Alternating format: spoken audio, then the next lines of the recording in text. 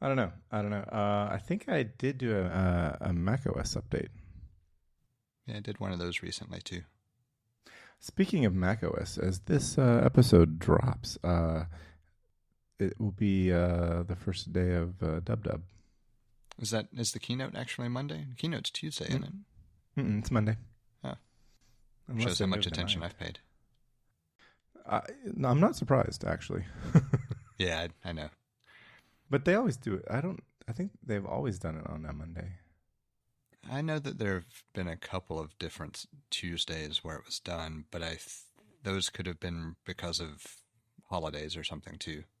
Well, so they do. So for WWDC, they always do the keynote on Monday, but they've done events on Tuesdays for various reasons. Yeah, that may be what I'm thinking of. I may be getting it crossed.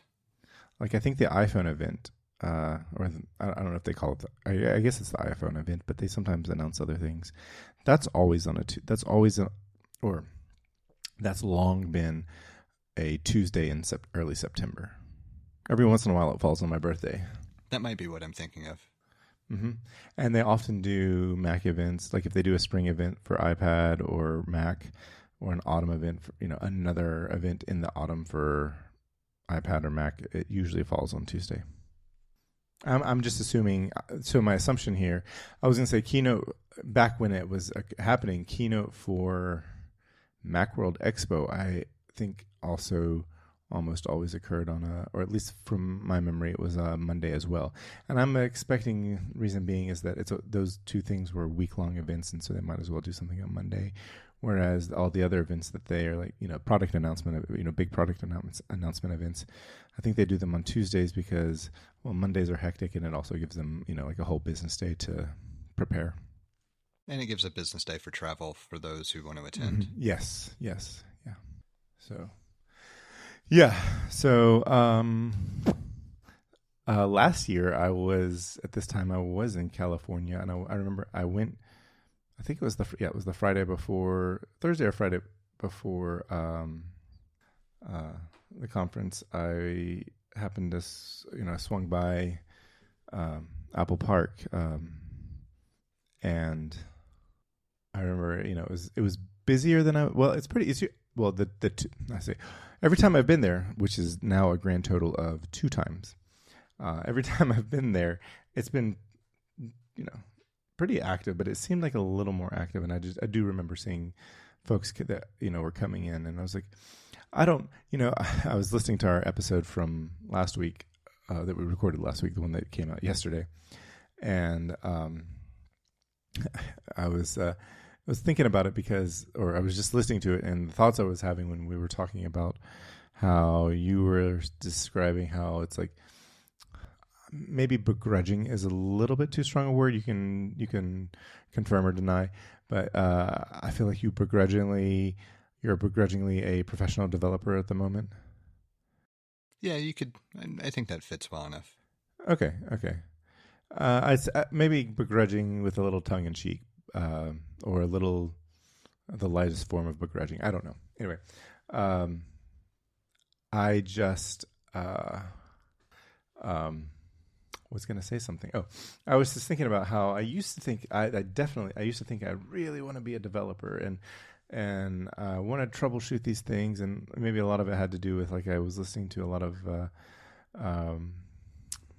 Apple ecosystem developers talk about development, and now I've gotten to where it's like, I used to think, oh, how cool it would be to like have a need to go to WWDC, and then I'm like, and having worked closer with a product development team, I'm like, maybe that's not exactly what I want to do. I'm not sure that I'm a code monkey, as I've heard them be called in a TV show. Anyway, What places than just a TV show? Well, I know. I was just thinking of a specific TV show that they do say that. But sorry, what I was getting at was like I think I romanticize it because it is fun. It is fun to take work trips, especially for something. And if like your work trip takes you to Apple, and maybe you, I don't know, various reasons, anything that the top small percentage of people that you know about that do this thing, it's even if they try to, if those folks that you hear aren't image crafting or trying not to image craft, or trying not to be the Instagram version of it, it's still, you're still, or at least I will still romanticize it to some degree. I think it's the kind of thing that's worth romanticizing a little bit. I mean, it is curated as an experience. It's very much geared toward a Wait, go ahead. Are you talking about the conference or being a developer? The conference. Okay. Yeah. Yes, the conference I agree with, but I'm even thinking of even just being a developer. I may romanticize that to some degree.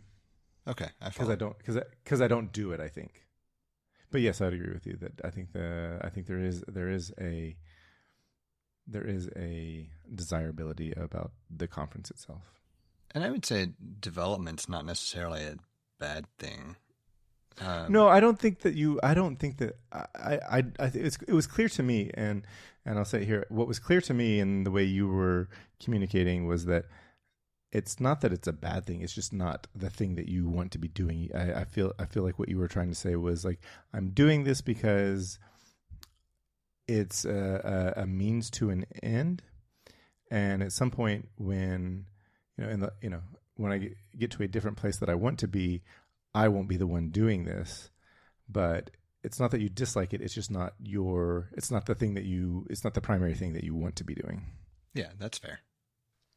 I take it as you'd rather spend your time on some other things. Yep, definitely. And I always hesitate a little bit to be that emphatic about it because I get how it sounds as like, if someone wanted to or was curious about the app and made their way here and was listening to, my perception. I have no intention of abandoning the app or not developing for it, regardless of, how big or small it is.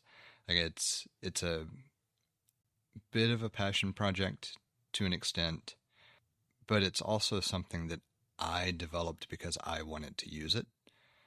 And that makes a big difference because even if it doesn't get bigger and doesn't warrant bringing somebody else in to do the actual coding work, I'm still going to find things I want to change and tweak and modify and update.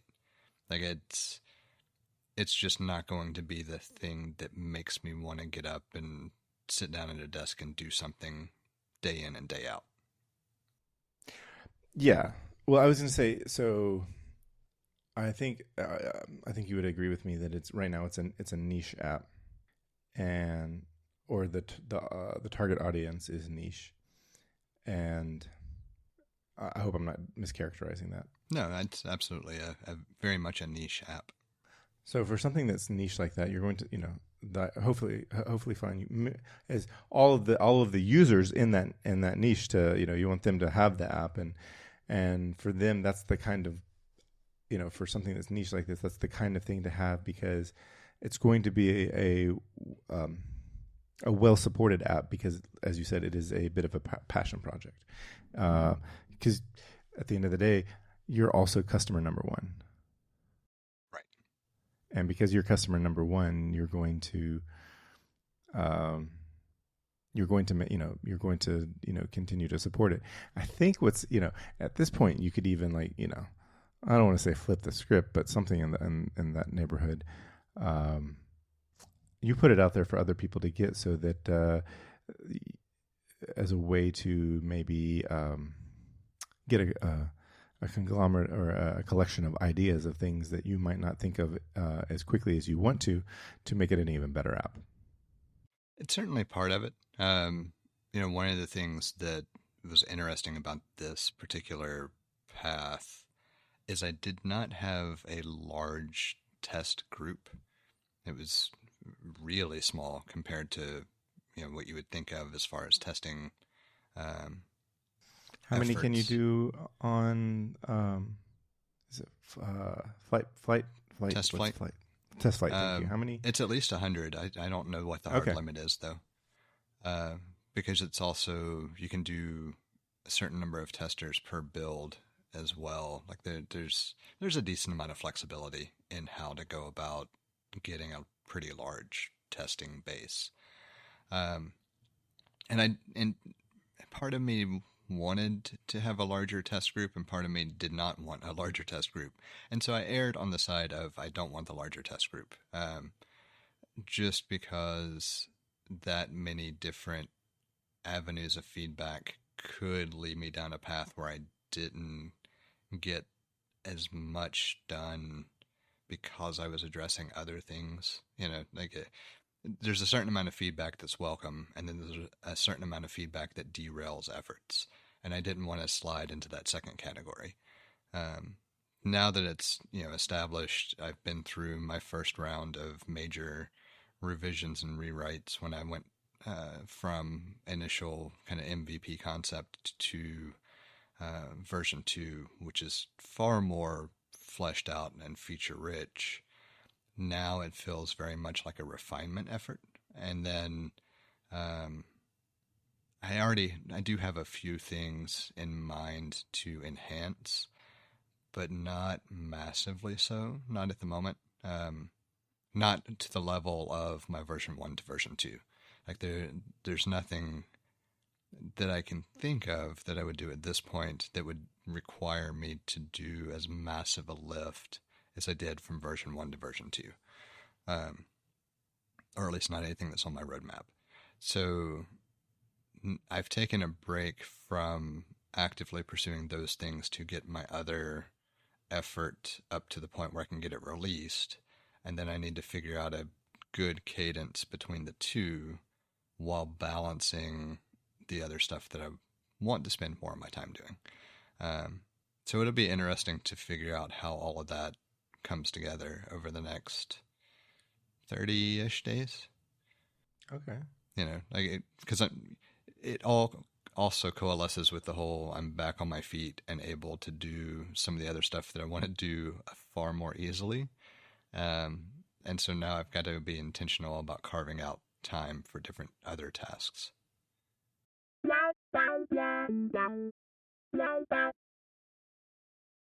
I was supposed to be further along in that effort this year too. That still hadn't materialized. I understand. I sometimes feel,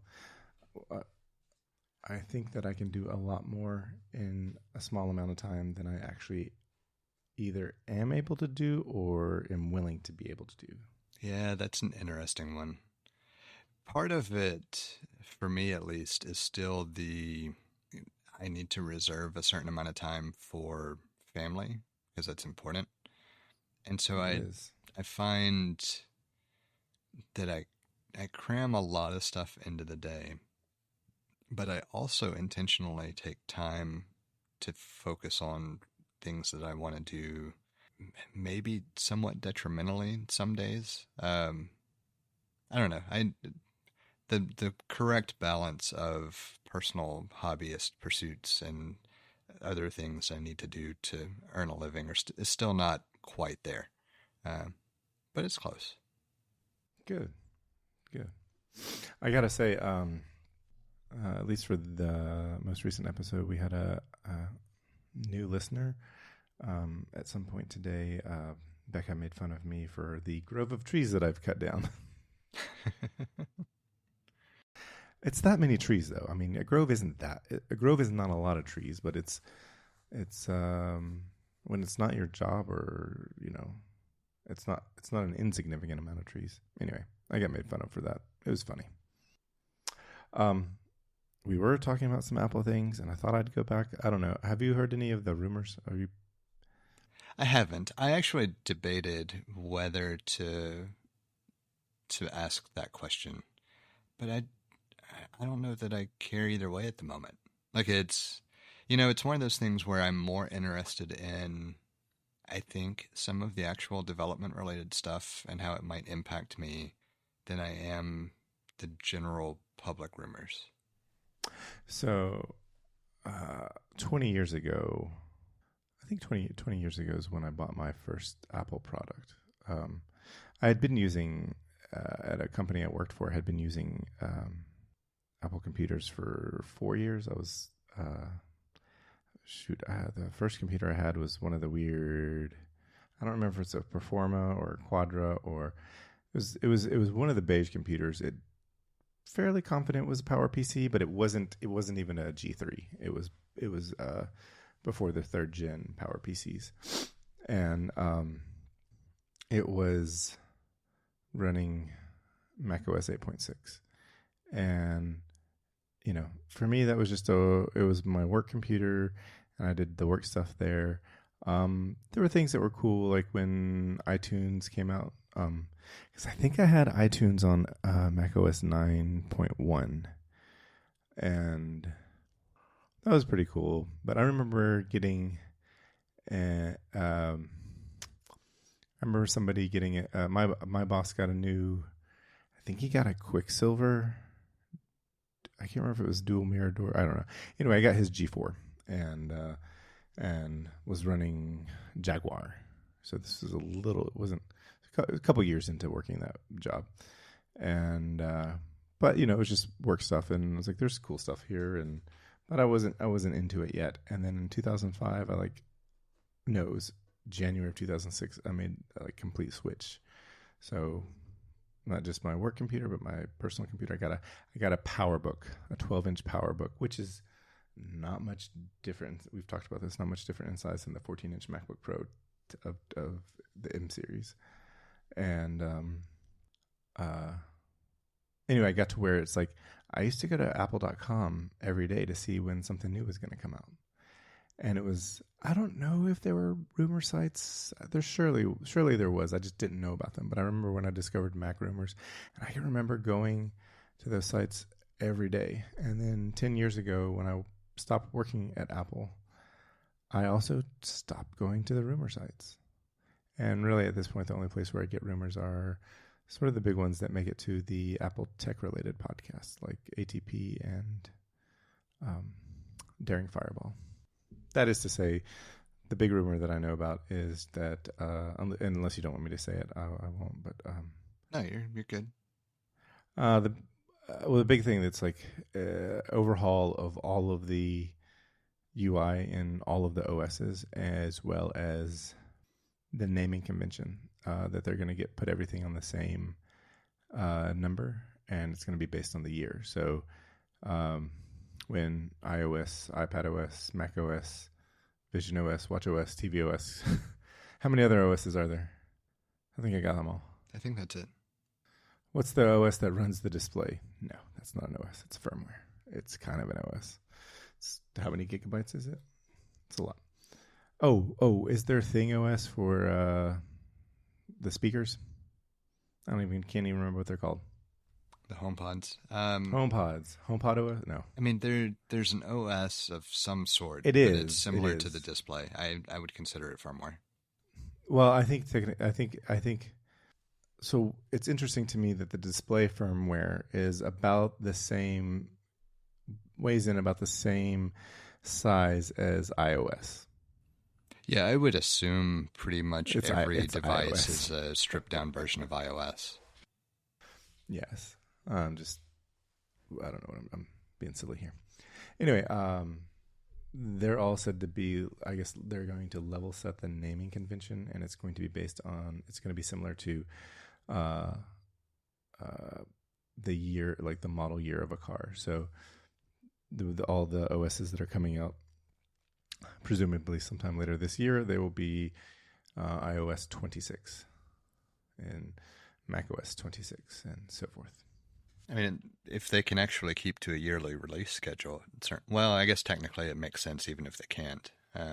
Yeah, because they're just going to name it.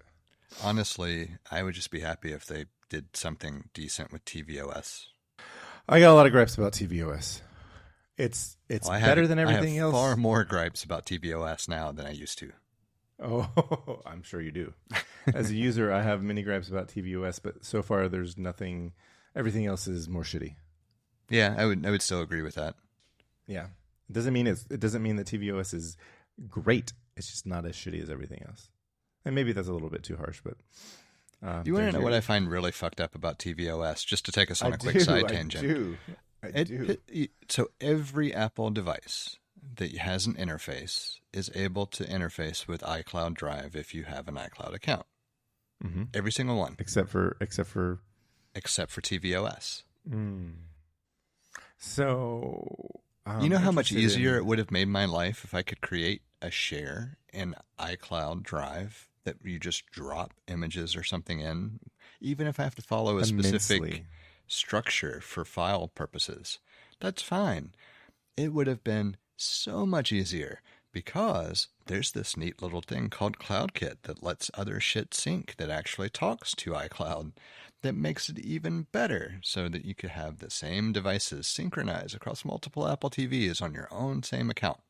But no, that's the one device Apple has decided you can't access anything on iCloud Drive, not even within an app via an API if you build a fucking interface for it. They just haven't gotten there yet. It's not that they don't want to. They just haven't gotten there. I would be surprised if they ever give it. Honestly, it's just... Apple TV is a hobby. Remember, it's a hobby. It's way too far along in iCloud's existence. Not even iCloud, in iCloud Drive's existence, for there not to be some interface if it were coming. I apologize if I wasn't letting. Oh, I know. I needed to get the rant in. Yeah. Okay. Sorry for intruding on that rant. Then, that's. I mean, on the one hand, I do somewhat understand trying to really be careful about what you allow on a device that is more technical-minded, unfriendly users. Maybe that's the way to describe it? I don't know. But it very much has a purpose like a home appliance or a home theater appliance. That's the user base that's going to give it a shot most of the time, unless it's a more advanced user. So you try to make it something that they can't accidentally screw up. I get it. And I can even get to behind the point where if you're going to do this thing, you'll allow the access, but you, the developer, have to build whatever interface to navigate it.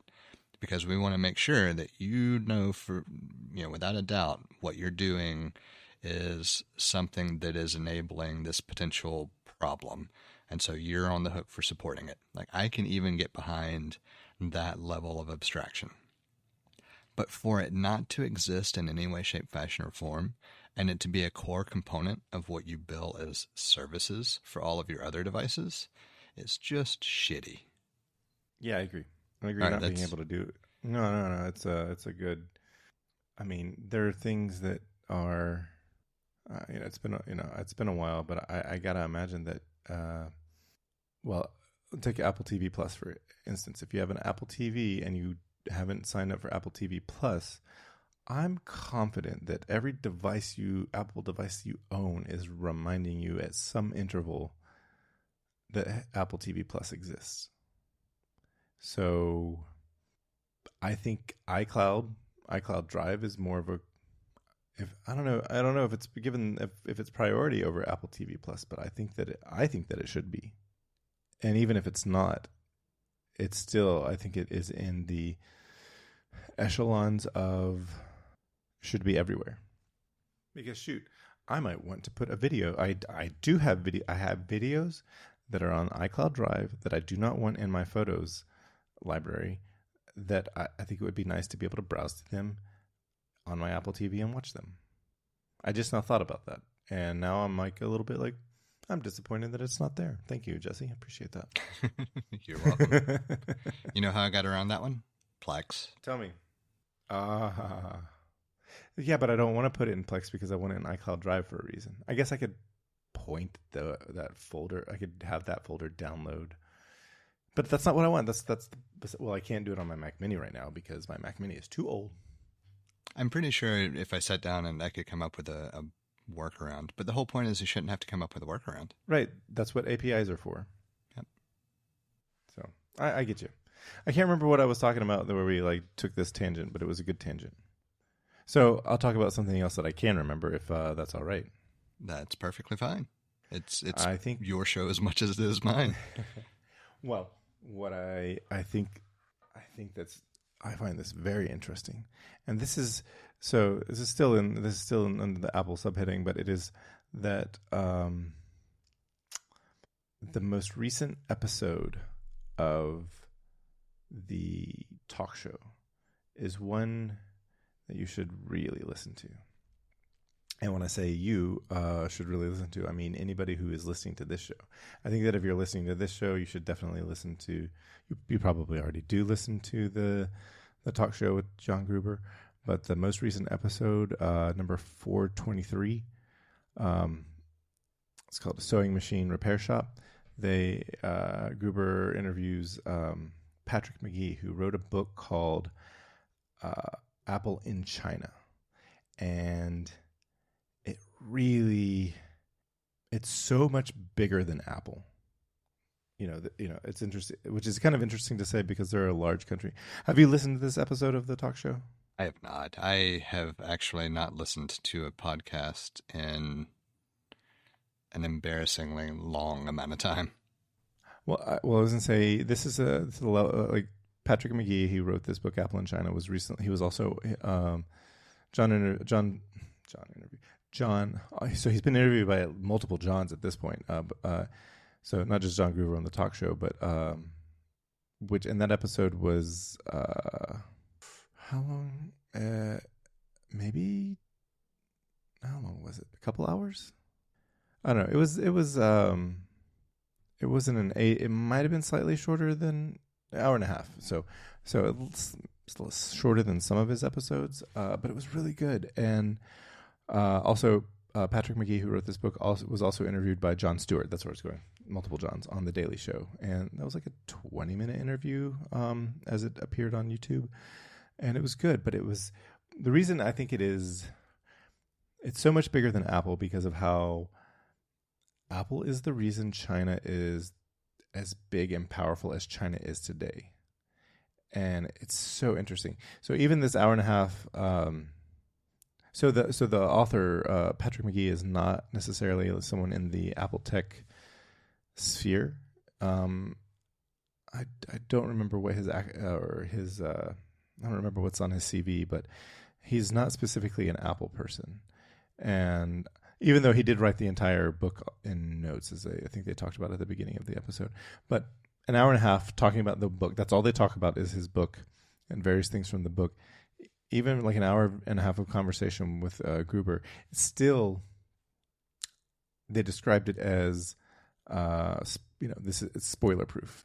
And they just barely graze the depth of the story of what's over there. But I actually posted on a Facebook group from the first Apple store that I worked in, because around the time right after I left there, and it was during the time your tenure at Apple, but you remember how there was like this.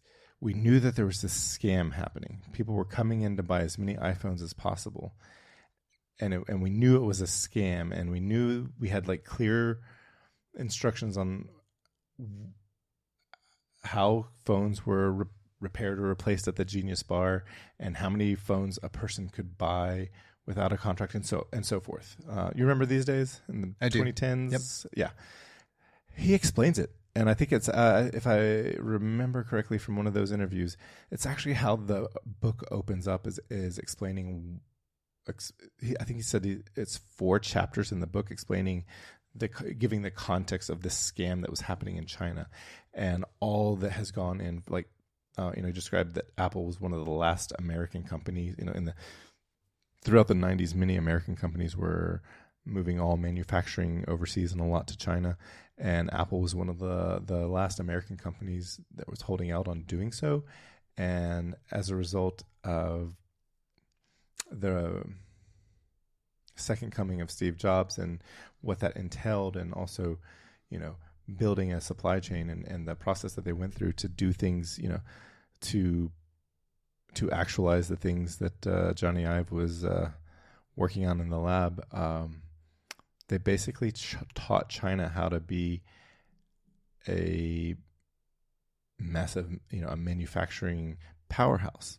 And at this point, a couple of decades later, China, I can't remember if it's 2 or 3 Chinese phone manufacturers are over 50% of the worldwide market share. And they would not be there had it not been for Apple teaching them how to manufacture or investing in their manufacturing infrastructure. I believe it for sure. No, this is like totally, none of this is unbelievable. It's just like, whoa, it's so kind of amazing to see it all put together in this one place. And it's really interesting. The thing that I find fascinating about it, it's kind of the same thing that we saw with Japan.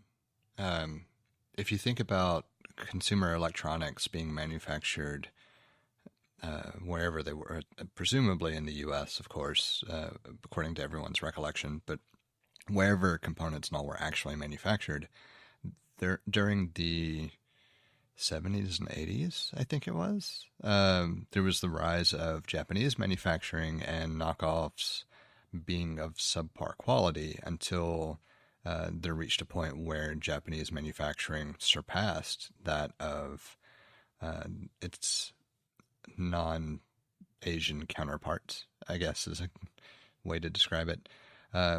But it's almost like the China story is a accelerated version of the same thing.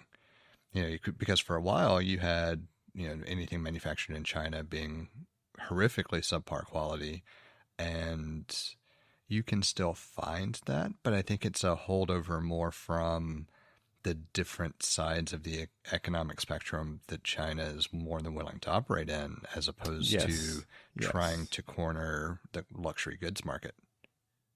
Yes, they'll manufacture, you want to do something cheap, they'll do it cheap. You want to do something expensive, they'll do it expensive. And it really has all to do with the designer's specification, not the manufacturer's abilities.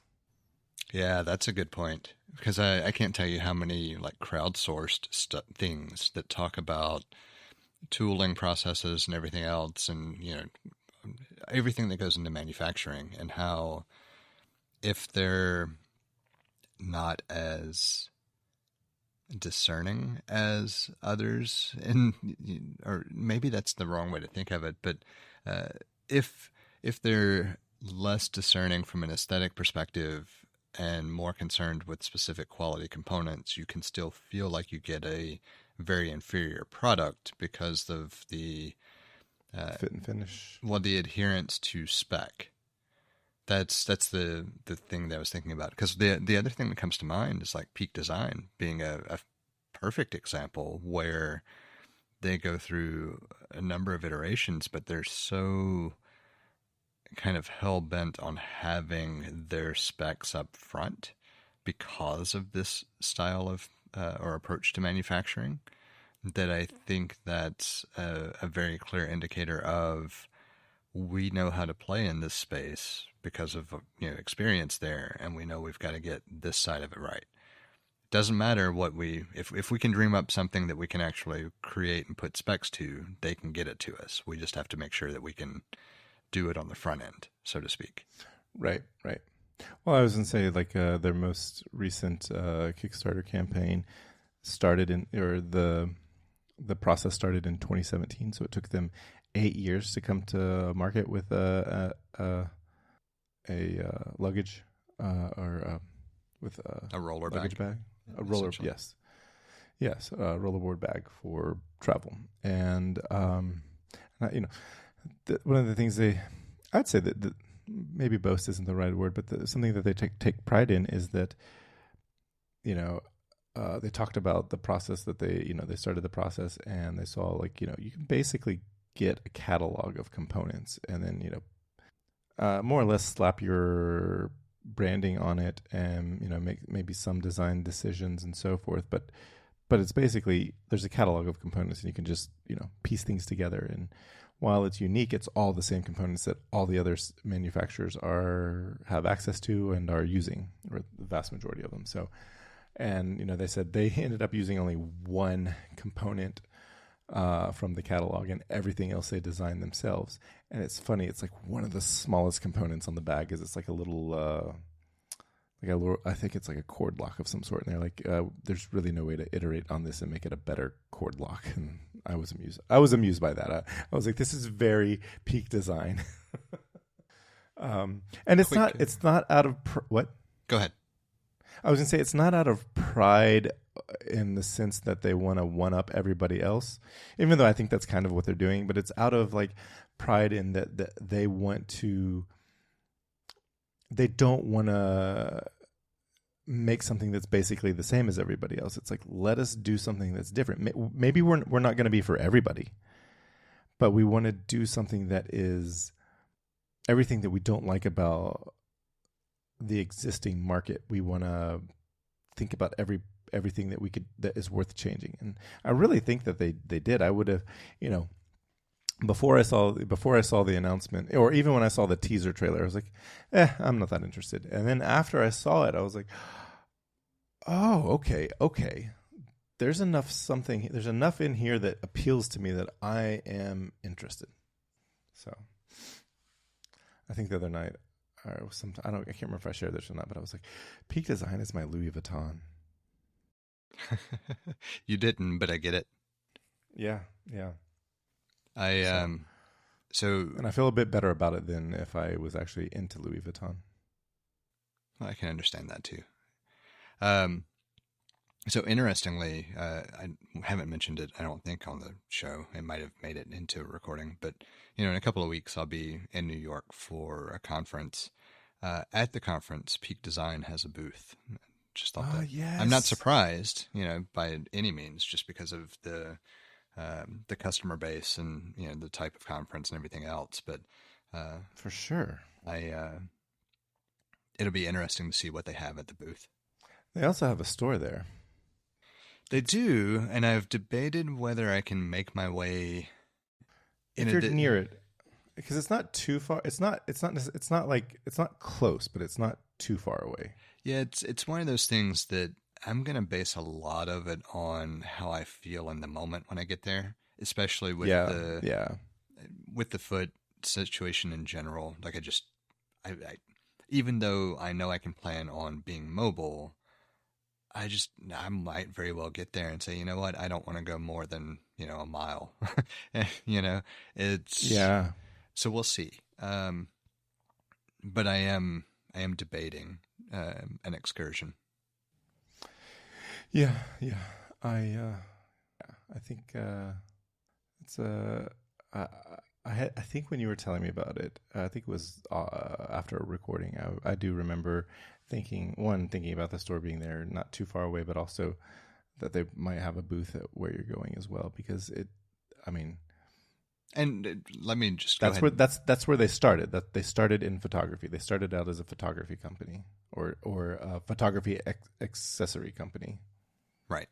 I was just going to say, we don't have to be secretive about the conference either. It's B&H is doing a conference. They're calling it the Bild Expo, BILD. It's free, actually. BILD stand for? I don't know that it stands for anything specific. I think it's just their take on building something from a marketing spin. If it does stand for something, it has not been conveyed. I'll put it that way. But B&H is headquartered in New York as well.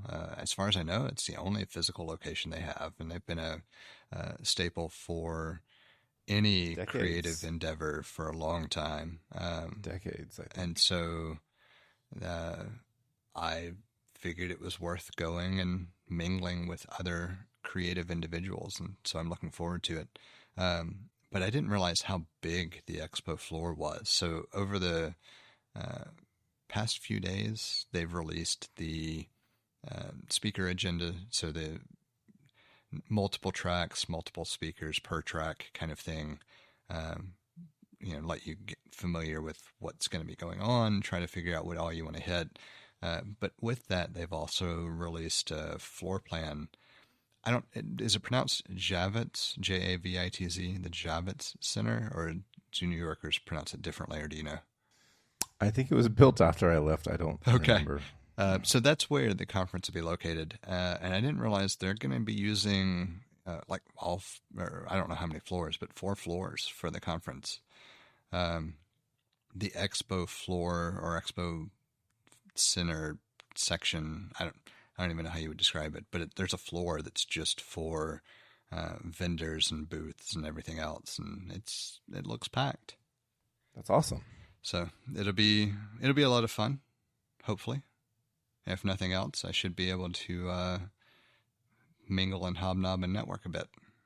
Yes, I think I'm kind of I'm envious of you in that you get to go to a cool place for business, and because the last two places I went to for work were not cool, but I am a little bit envious of you. And I want to actually throw in here a little something, a bit of trivia, and that is for two reasons, and that is that Edward Burns has been the voice of B&H and like in their ads for as long as I can remember.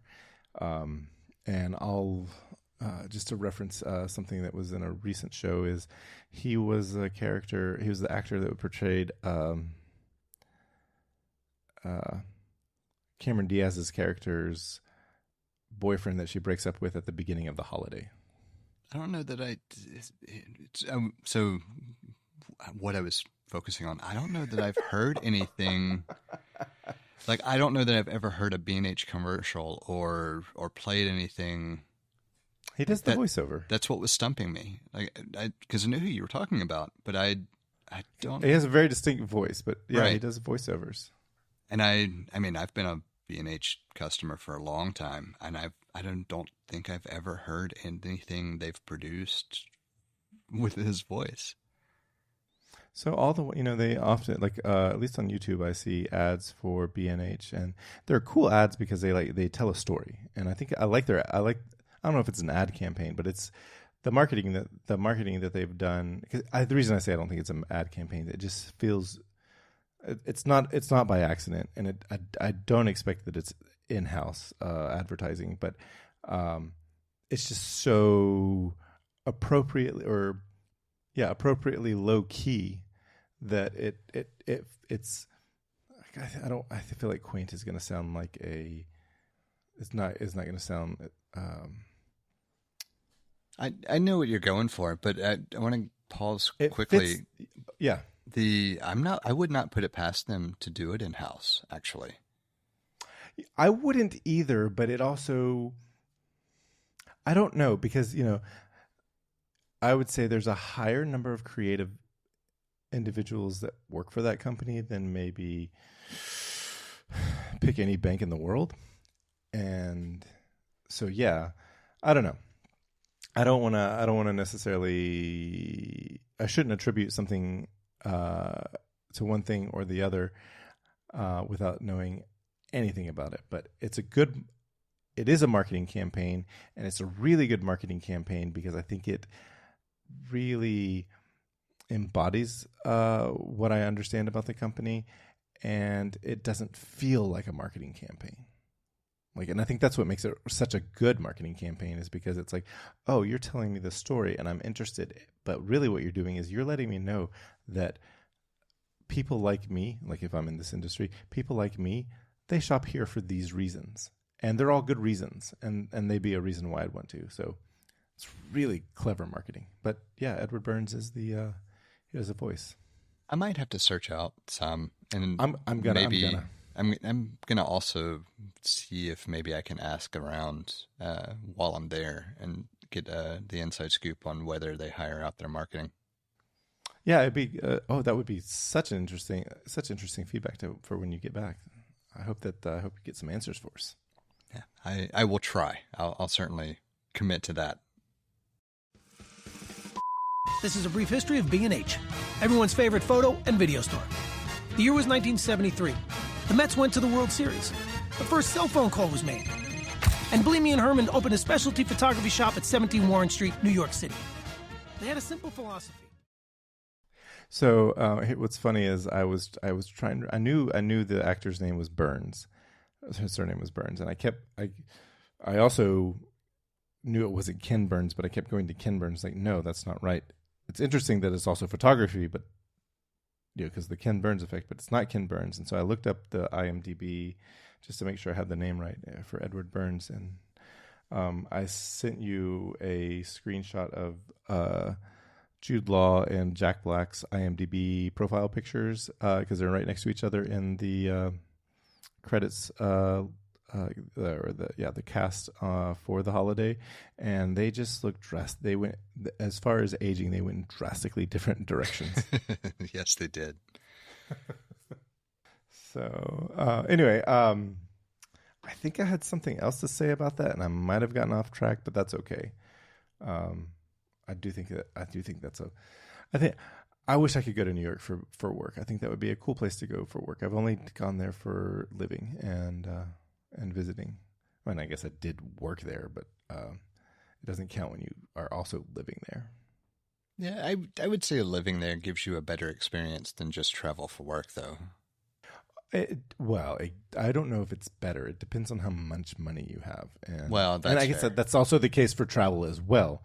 But I just remember, and this will be with me for a long time, but I remember a work colleague saying, he's like, yeah, the city is like a machine that just grinds people and spits them out when it's done with them. And I was like, you are not wrong.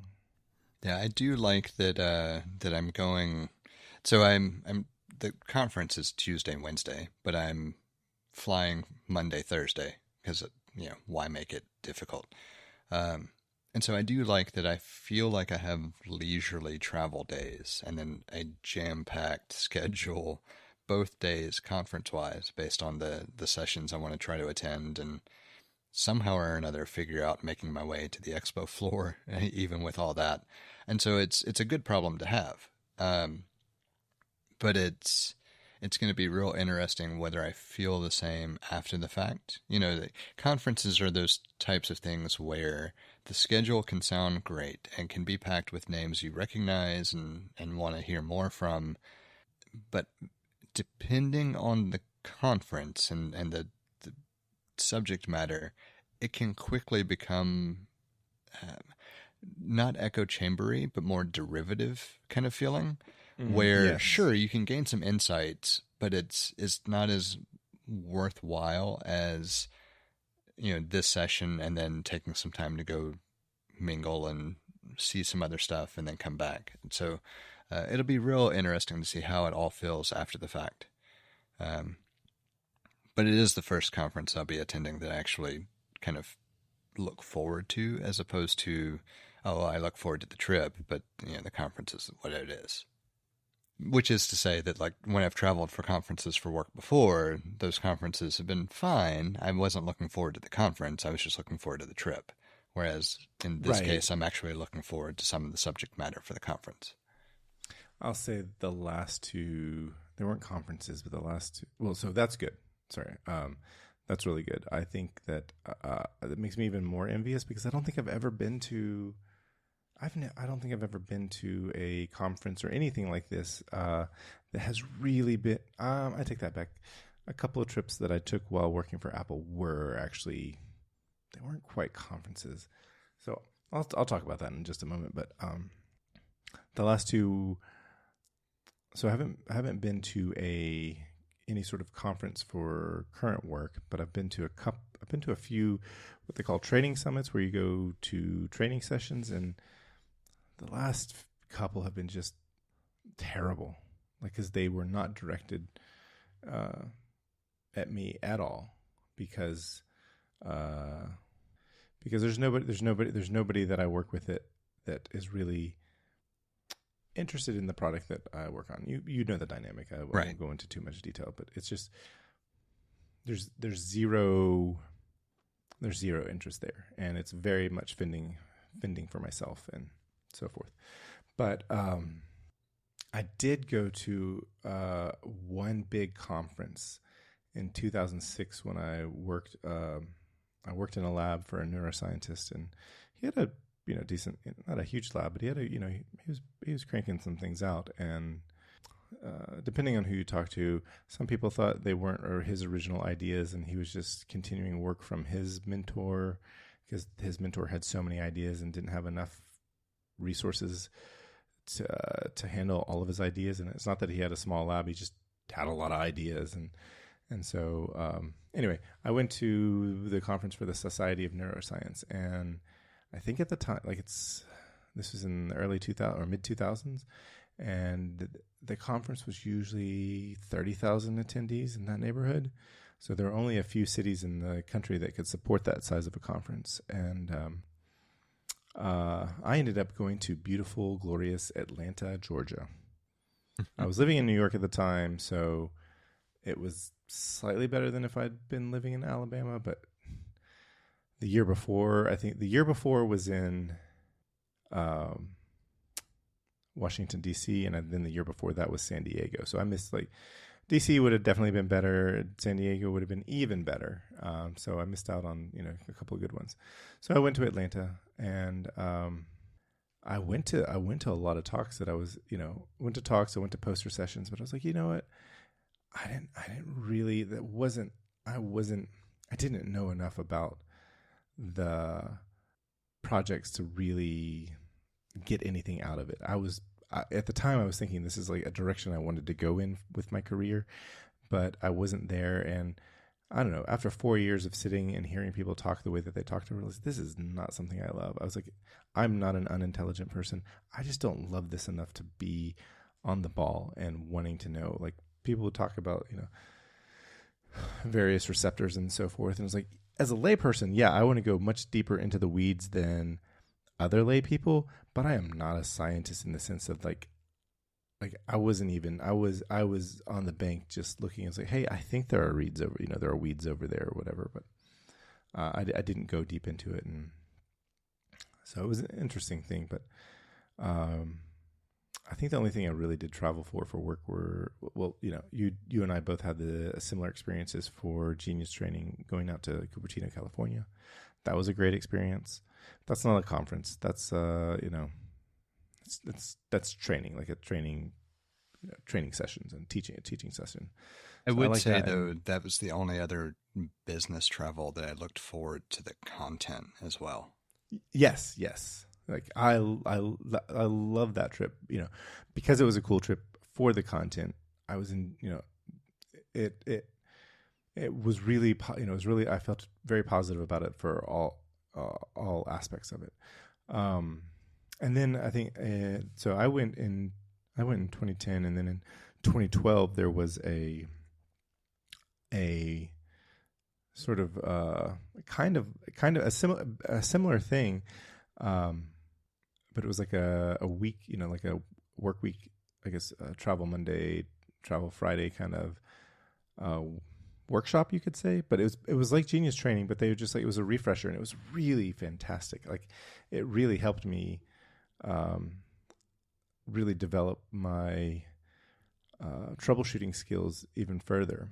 And the next thing, what was one of the coolest parts about that was I went to Dallas, Texas for that training, and in the course of, so the people that they had training were also retail store geniuses. I think most of the people that were doing the training, they pulled from the Genius bar. So they weren't corporate employees. And I remember, I can't even remember the question, but I remember asking certain line of questioning and going down a certain trajectory with the facilitator of the workshop. And then, I don't know, like the next week, I got an email from a genius that I worked with in New York, who was, she was one of my mentors there. And she said, hey, look what I came across. And she had forwarded an email from my workshop coordinator, who had shared the stuff that I had talked about with him in the class, that he was like, hey, we went in this direction in our class, and we should add this into the course for the remaining weeks that we're doing this. And so she shared that with me. And so that was really cool to be like, hey, I did this thing over here. And he went and thought it was good enough to share with everyone who was doing this around the country. And then one of those people happened to be somebody I worked with in New York. And then she shared it back with me. And I thought that was really cool. It's neat to have those come like full circle. Yes. They're rare, and it's nice, especially when it's not something bad. Yeah. So I feel like the full circles that happen a lot are like somebody does a bad thing, they commit a crime, and then the law enforcement officers collect them. certainly seems to be when it's talked about more often than not, as of That's true. Recent That's years, true. it seems. So real quick, follow-up wise, I did find out that Bild does actually mean something with the expo. It's Yiddish for image, and so it honors the enduring power of imagery and culture. Very cool. So certainly has more relevance than I thought at first glance.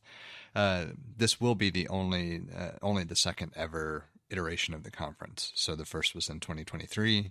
I don't know why there wasn't one last year, unless it's just maybe they only do it every couple of years, or whatever the rationale. 2025 will be the second ever Bild Expo. So cool. I that reminds me of a thing that I put together today. I was listening to one of Pete Holmes' bits about a dog. It was like a dog reflecting. I think it's called Dog Reflecting, or Dog Reflection, and it's a story that he tells about somebody with two dogs, and the smaller of the two dogs, where he has to cover the fireplace with newspaper when they leave, because the smaller of two dogs doesn't recognize his reflection and thinks it's another dog. And Holmes goes into and the bigger one does recognize his reflection, because apparently it's not a problem with the bigger dog. And so he talks about how how reflections work. So he's like, the dog is there understanding that, an arbitrary amount of light goes through the glass, and that's why we can see what's inside, and some amount of light is reflected back, and that's why I see myself. And so he was talking about how the dog, sees that. And my son was listening to that with me. My older son was listening to that with me, and he said, dog reflection is a good name. And I was like, it's a double meaning. And he's like, double meaning? And I was like, yeah, I just got that was a double meaning, because the dog is talking about a literal reflection, and the dog is also reflecting on being a dog and understanding science. And that was fun. I definitely do not have a follow-up. No. There's no follow-up to that. There's no follow-up at all. One thing I will say, though, that's tangentially related, it has been hilarious to see cats discover their reflections in mirrors. So it's been a while. I mean, we've added a floor-length mirror at some point in the past couple of years. I couldn't tell you when. But historically, the cats have only seen the reflections of themselves maybe vaguely in glass, right? But it was real interesting after putting the mirror in, where they would see themselves and they were questionable of it. Like there was a definite change in demeanor as they kind of looked at it and went around it. And then it was very quickly, all right, whatever, I don't give a fuck kind of thing. I get it.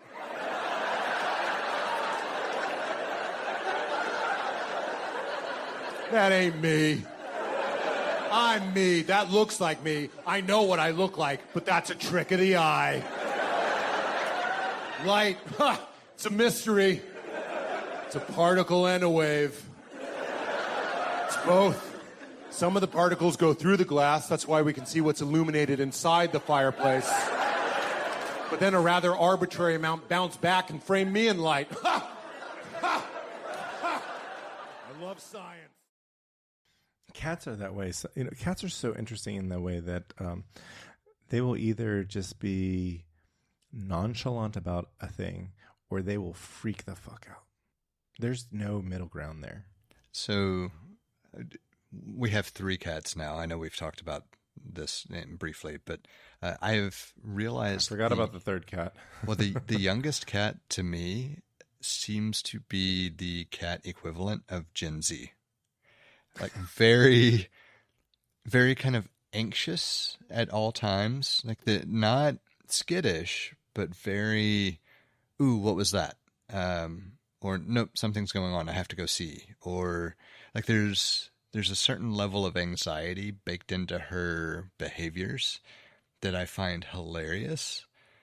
And the reason that I really poke fun at the Gen Z thing is because there's a certain amount of that same anxiety in my significant other.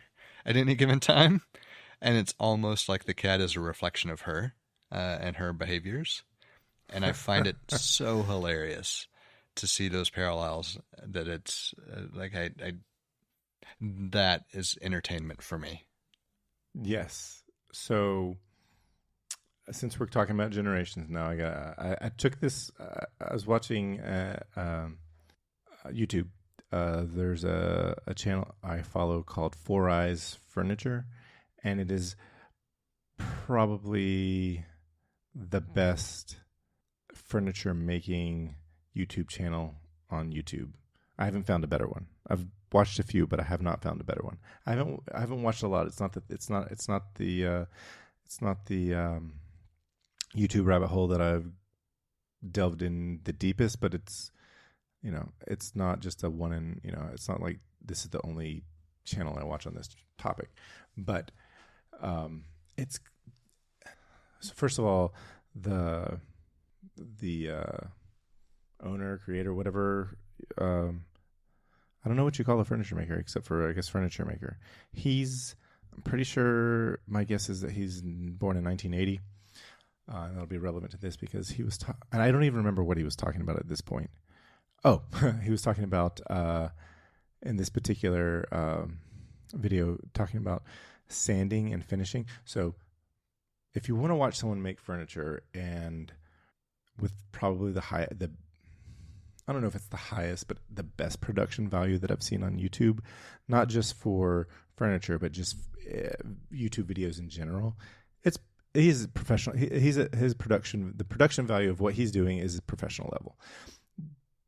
Like, this guy could have been, I think he could have been doing work that would have been on like PBS, with home fixing shows, better than some, I suppose, but slightly different. But he makes really cool looking furniture, and he now has a line of finish for the wood. And anyway, he wasn't really, he's really good about he doesn't over promote anything. He's not always asking you to like and subscribe, the version of it that he does is very tasteful.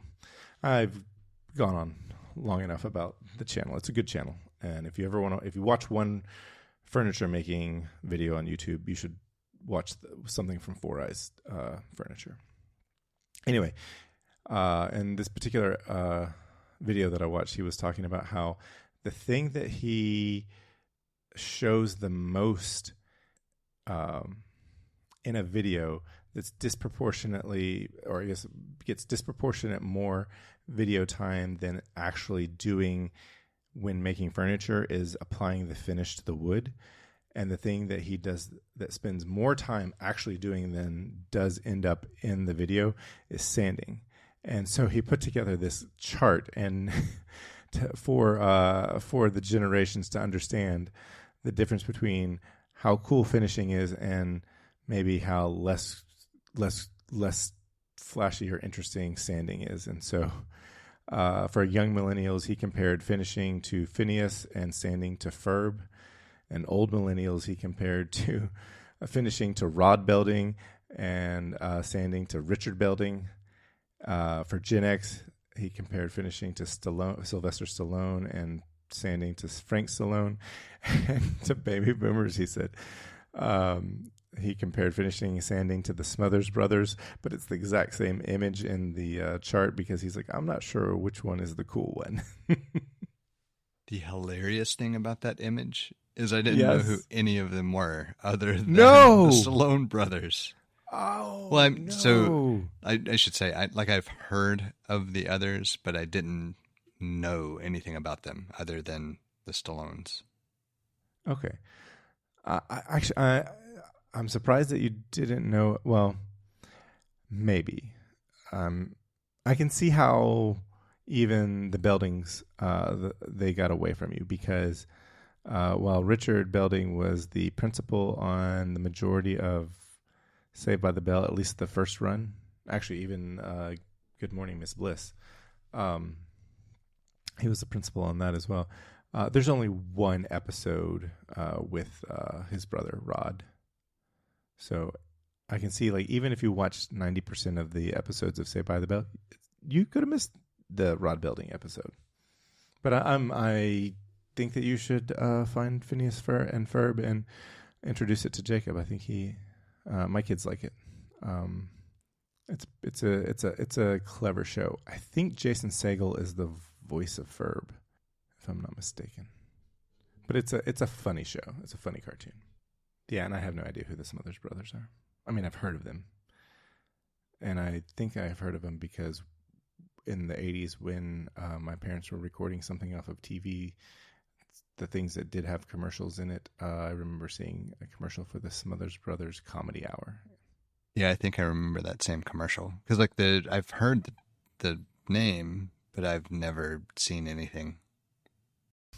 I'm so amused that it's like, I don't know which one's the cool one. That was funny. We have a number of different ways set up for you to get in touch with us to provide feedback, ask questions, or just comment in about something we've discussed. You can hit us up on Twitter or Instagram at untitled_hosts, or shoot an email over to untitled.hosts@gmail.com. Or get in touch directly with Jesse at jthart.com, or get in touch with me, John, via telepathy. If you would like to support our work or are interested in listening to our new after show feed, head over to patreon.com/theUntitledPodcast and take a look at the options we have set up. Thank you for listening. We hope you've enjoyed the show. And we hope to connect with more of you as we continue this journey. That's a wrap.